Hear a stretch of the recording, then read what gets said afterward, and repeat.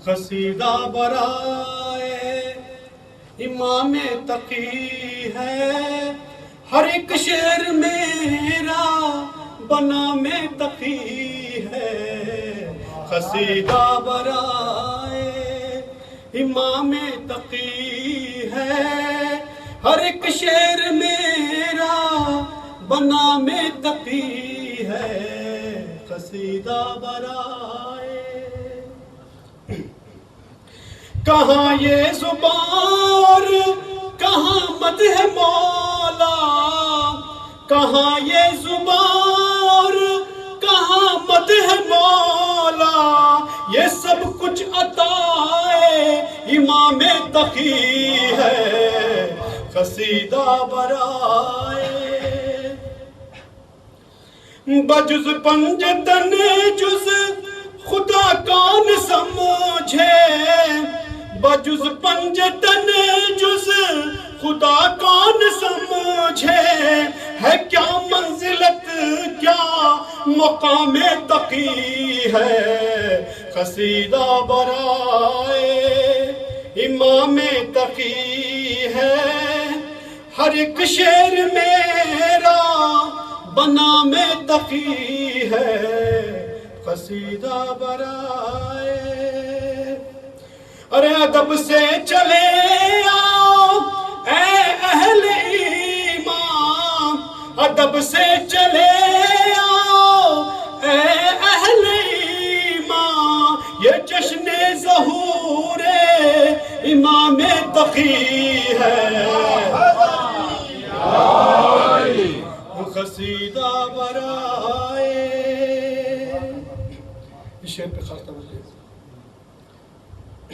جو سانچے میں کردار کے خود کو ڈھالے، جو سانچے میں کردار کے خود کو ڈھالے، وہی در حقیقت غلام تقی ہے، ارے قصیدہ برائے امام تقی ہے، ہر ایک شعر میرا بنام تقی ہے، مجیب اپنی قسمت پا نازا ہے قسمت، مجیب اپنی قسمت پا نازا ہے قسمت، کہ تو مدح پانے امام تقی ہے، قصیدہ برائے امام تقی ہے، ہر ایک شعر میرا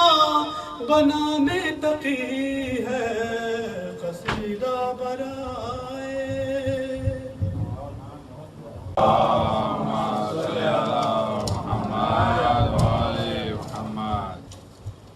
اعوذ باللہ من الشیطان الرجیم، بسم اللہ الرحمن الرحیم،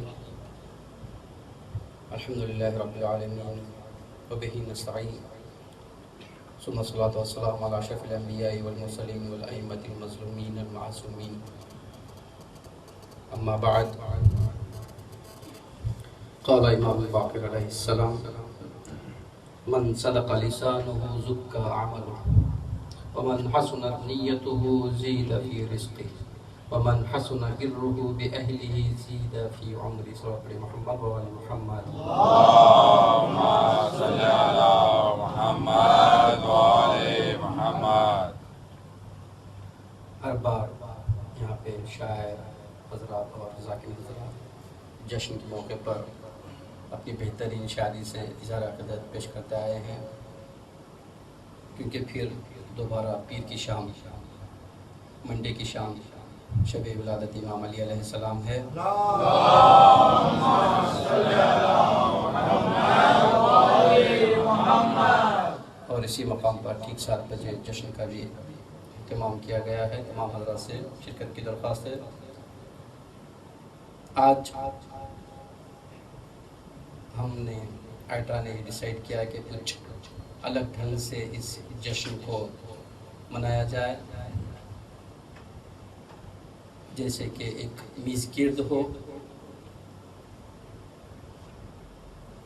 یعنی کچھ روشنی جو ہمارے ائمہ اس ماہ مبارک میں ولادت پائے ہیں، ظہور ہوئے ہیں، ان کے سلسلے میں خصوصاً جو پہلی رجب یہ مہینہ ہی سٹارٹ ہوا ہے امام محمد باقر علیہ السلام کی ولادت سے،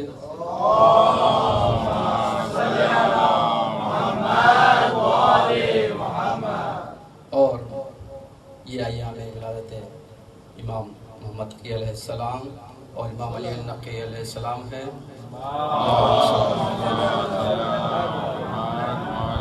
اور ایک روایت سے جناب حضرت علی اصغر کی بھی ولادت ہے، اور ایک روایت سے کل حضرت عباس علیہ السلام کی بھی ولادت تھی، ایک روایت کی مناسبت سے۔ میں دعوت دیتا ہوں حجت الاسلام مولانا عظمت علی صاحب قبلہ سے کہ وہ ممبر پر تشریف لائیں، اور جناب حبیب باقری صاحب قبلہ و کعبہ سے کہ وہ ممبر تشریف لائیں، کچھ انشاءاللہ ان ائمہ کے بارے میں ہم روشنی ڈالیں گے۔ صلوات پڑھیں محمد و آل محمد۔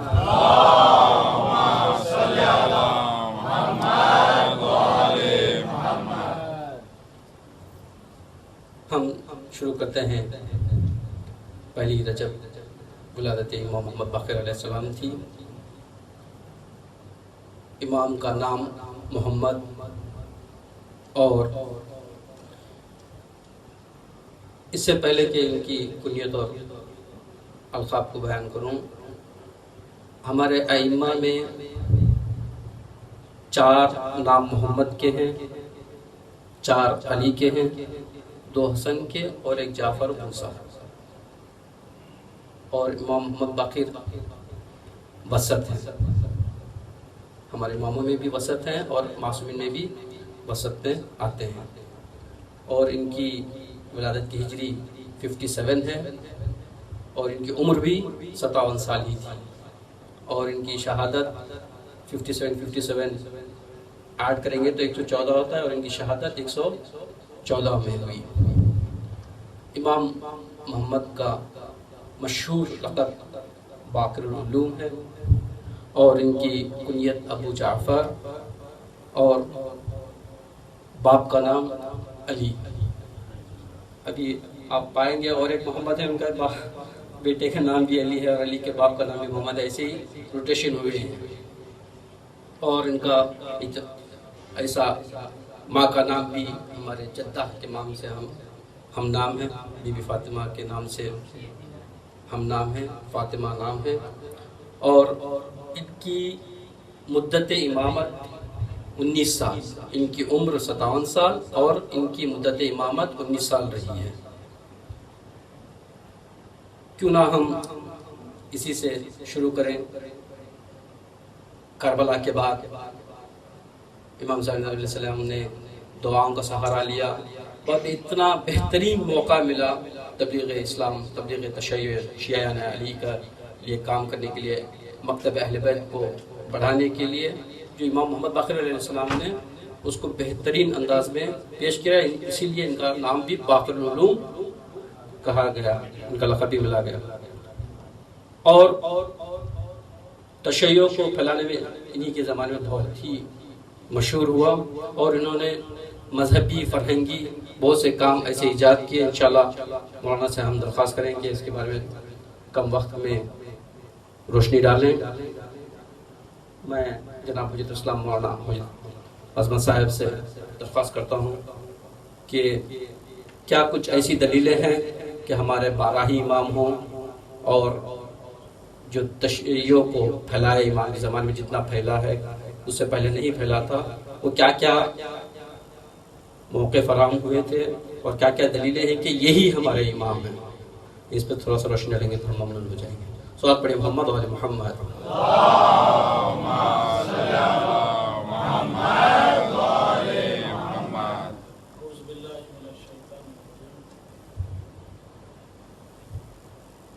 بسم اللہ الرحمن الرحیم وبہ نستعین وهو خیر المعین۔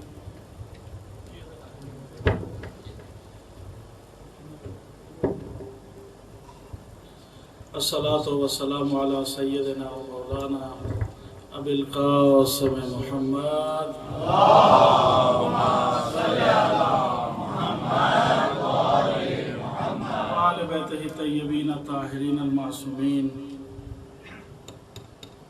اما بعد فقد قال معصوم علیہ السلام شیعتنا خلقوا من فاضل طینتنا یفرحون بفرحنا ویحزنون بحزننا. السلام علیکم ورحمۃ اللہ وبرکاتہ. سب سے پہلے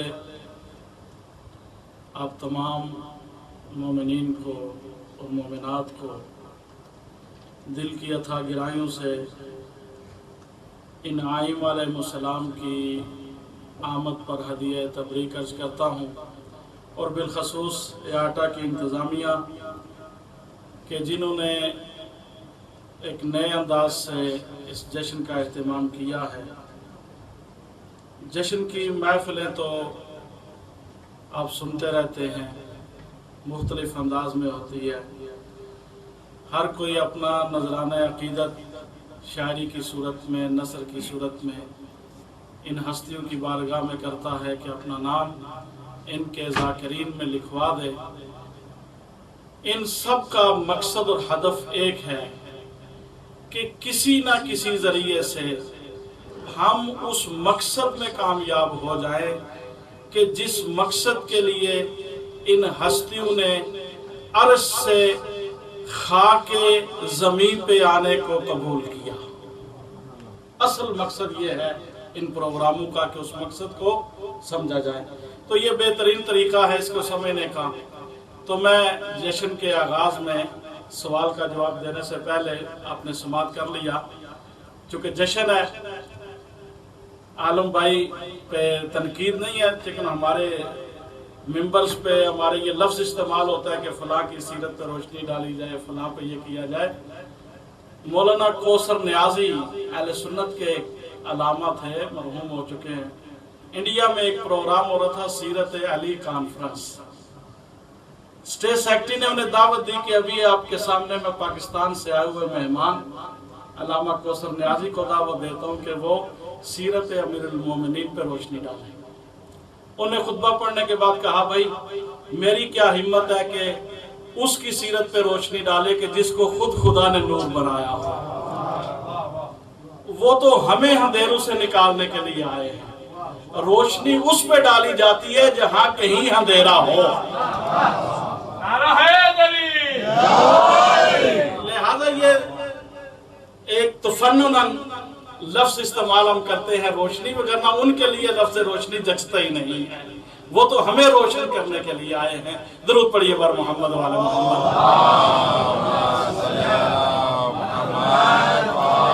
تو میں اسی سے جوڑ رہا ہوں جو نے کہا کہ وہ کون سی دلیل ہے ہمارے پاس کہ جس سے یہ ثابت ہو جائے کہ جن آئمہ کو 12 آئمہ کو ہم مانتے ہیں شیعہ اثنا عشری، وہی 12 آئمہ ہیں جو پیغمبر نے بیان کیے ہیں.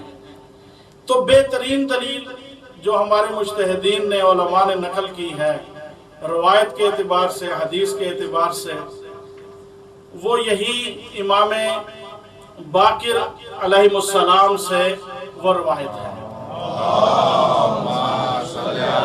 وہ اس طرح کے یہ روایت بھی بیان ہو جائے گی اور مولا کی کا ایک پیغام بھی آپ تک پہنچے گا اس میں کہ جب پیغمبر گرامی صلی اللہ علیہ وسلم کے پاس جبرائیل اس آیت کو لے کے آئے کہ اطیعوا اللہ واطیعوا الرسول واولی الامر منکم، اللہ کی اطاعت کرو اور اس کے رسول کی اطاعت کرو اور صاحبان امر کی اطاعت کرو جو تم میں سے صاحبان امر ہیں. اصحاب نے پوچھا یا رسول اللہ، اللہ بھی سمجھ میں آ گیا، رسول آپ ہیں آپ بھی سمجھ میں آ گئے، یہ اولی الامر کون ہے؟ تو پیغمبر ارشاد فرماتے ہیں جس کو جابر نے نقل کیا، وہ فرماتے ہیں کہ پیغمبر فرماتے ہیں کہ اے جابر یاد رکھو میرے بعد وہ جو اولی الامر ہے، جو میرا جانشین ہوگا، میرا ولی ہوگا، وہ پہلا علی ابن ابی طالب ہے، اور اس کے بعد ان کے بیٹے حسن ابن علی ہیں، اس کے بعد ان کے بیٹے حسین ابن علی، ان کے بعد ان کے بیٹے علی ابن الحسین، اور ان کے بعد ان کے بیٹے محمد ابن علی. جب بات یہاں تک پہنچی کہا جابر تو اس وقت تک زندہ رہے گا جب تک میرا یہ 5واں فرزند اور میرا 5واں ولی و جانشین نہیں آ سکتا، تو اس وقت تک زندہ رہے گا۔ جابر جب تو اس سے ملاقات کرے تو میرا سلام کہہ، معمولی ہستی نہیں کہہ رہی، رسول کہہ رہے ہیں کہ میرا سلام کہہ۔ جابر کی زندگی گزرتی رہی، حضرت پیغمبر کا زمانہ بھی، حضرت امیر المومنین کا زمانہ بھی گزرتا رہا، اور وہ وقت آ گیا کہ حضرت امام زین العابدین کی شہادت بھی ہو جاتی ہے۔ جابر ضعیف ہو چکے ہیں، آنکھوں کا نور ختم ہو چکا ہے، گلیوں میں گھومتے ہیں، یا باقرو یا باقرو کی صدا لگاتے ہیں، اور یہ لقب کسی معمولی شخص کا دیا ہوا نہیں ہے۔ باقر العلوم یہ کسی عام شخص کا نہیں دیا ہوا، یہ رسول معظم نے لقب دیا ہے۔ ابھی پیدا بھی نہیں ہوئے، ابھی امام باقر کے والد بھی پیدا نہیں ہوئے، اس وقت پیغمبر فرما رہے ہیں کہ اس کا نام میرے نام پہ ہوگا اور اس کا لقب باقر العلوم ہوگا۔ یعنی یوں سمجھئے کہ رسول تو وہ ہے کہ جو وحی کے بغیر کلام ہی نہیں کرتا، بولتا نہیں ہے۔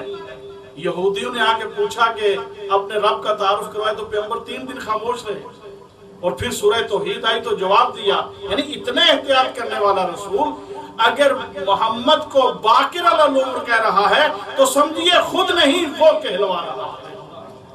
تو جس کو خدا باقر العلوم کہے، یعنی علم کو پھاڑنے والا، علم کو کھولنے والا، تو گلیوں میں گھومتے تھے، لوگوں نے کہا بوڑھا ہو گیا ہے، بہت عمر ہے جابر کی، ضعیف ہے، آنکھیں نہیں ہیں، کمزور ہے، یہ دیوانہ ہو گیا ہے، پاگل ہو گیا ہے۔ یا باقر باقر، کون ہے باقر؟ ہم نے تو کسی بچے کا نام نہیں سنا۔ مسجد نبوی میں بیٹھ کے یہی یا باقر کونوں میں لوگ پوچھتے کس کا انتظار کر رہے ہو؟ اے جابر تمہیں کیا ہو گیا ہے؟ کوئی باقر نہیں ہے، تمہارا دماغ ٹھیک نہیں ہے۔ کہا شاید تم ٹھیک نہیں، میں نے جس زبان سے سنا ہے وہ زبان جھوٹ نہیں بول سکتی۔ رسول نے کہا لہذا وہ باقر آئے گا۔ کہتے کہ ایک وقت آیا، گلی سے گزر رہے یا باقر کہتے ہوئے، ایک بچہ اپنے گھر سے نکلا، اس میں دامن کو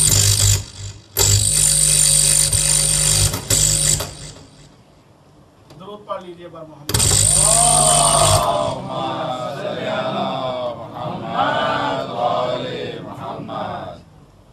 دامن کو محمد وآل محمد، اللہم صلی علی محمد وآل محمد۔ دامن کو کھینچ کے اس بچے نے کہا کس کو تلاش کر رہے ہیں؟ کہا باقر کو تلاش کر رہا۔ کہا وہ میں ہی ہوں۔ کہا اچھا پھر چند قدم آگے چلو۔ کہا پھر چند قدم پیچھے ہٹو۔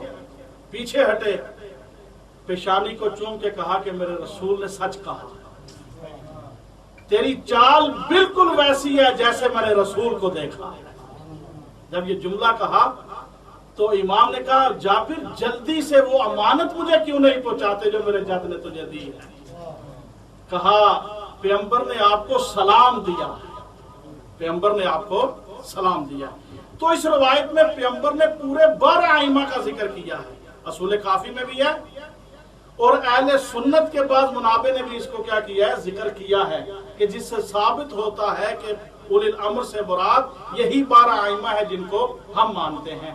اس روایت کے آخر میں جو پیغام امام باقر نے دیا جابر کے ذریعے ہم تک، اور اس جشن کا پیغام بھی ہے اس روایت کے ضمن میں، کہا جابر تو نے پیغمبر کا زمانہ بھی دیکھا، تو نے میرے جد امیر المومنین کا زمانہ بھی دیکھا، تو نے امام حسن کا زمانہ دیکھا، میرے جد امام حسین کا زمانہ دیکھا، میرے بابا امام زین العابدین کا زمانہ دیکھا، ان کی محفلوں میں تو بیٹھا رہا، जाबिर मुझे ये बताओ कि तू ईमान के किस दर्जे पे है? कैसा सवाल है भाई।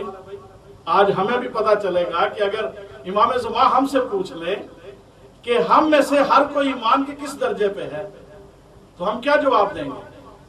कहा यब्ना रसूलल्लाह आपके सामने हिम्मत नहीं है कि जवाब दो, किसकी मजाल है कि जो इमाम के सामने जवाब दे, लेकिन आपने हुक्म फरमाया तो मैं अर्ज किए देता हूं। कहो जाबिर, कहा इन हस्तियों की बारगाह में रह के आपके कुर्ब में जो कुछ मैंने लिया है वो ये है। क्या चीज सीखी है? कहा मैंने ये पाया है कि गुर्बत दौलतमंदी से बेहतर है,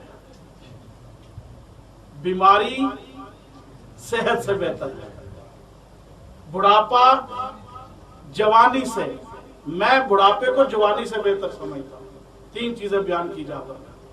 कहा कि मैं सेहत को, बीमारी को सेहत से अच्छा समझता हूं, मैं गुर्बत को, फक्र को दौलतमंदी से बेहतर समझता हूं, और मैं बुढ़ापे को जवानी से बेहतर समझता हूं।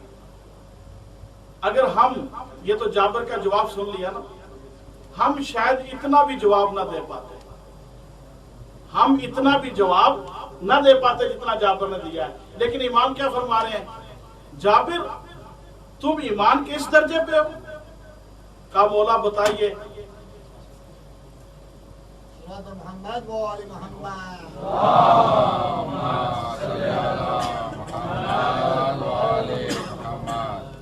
जाबिर बताइए। जाबिर ने कहा मौला बताइए आप ईमान के किस दर्जे पे हैं। अब मौला से पूछा जाबिर ने कि आप ईमान के किस दर्जे पे हैं। कहा जाबिर तेरे और हमारे ईमान में एक फर्क है।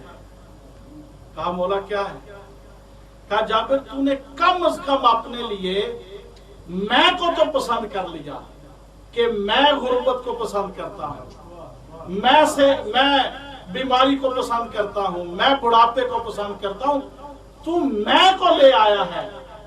हम वो हैं कि जहां मैं होती नहीं, जहां मैं होती नहीं है। हमें खुदा गुर्बत में रखे तो फिर भी हम राजी हैं, हमें दौलतमंदी में रखे तो फिर भी राजी हैं, बीमारी दे तो फिर भी राजी हैं, सेहत दे तो फिर भी राजी हैं, बुढ़ापा दे तो फिर भी राजी हैं, जवानी दे तो फिर भी राजी हैं। मा तशाऊना अन यशा अल्लाह, हम अल्लाह की मर्जी के बगैर कोई चाहते ही नहीं। ये तेरे और हमारे ईमान में फर्क है। तो अजीजों यही से हमें भी सबक लेना है कि इमाम बाकिर अलैहिस्सलाम ने जहां इस रवायत के जरिए हमें आइमा के ये तादाद के इल्म हमें दिया, वहां जाबिर के जरिए ये भी हमें पैगाम दिया कि हमें अपनी मर्जियों को इन हस्तियों की मर्जियों में फना कर देना चाहिए।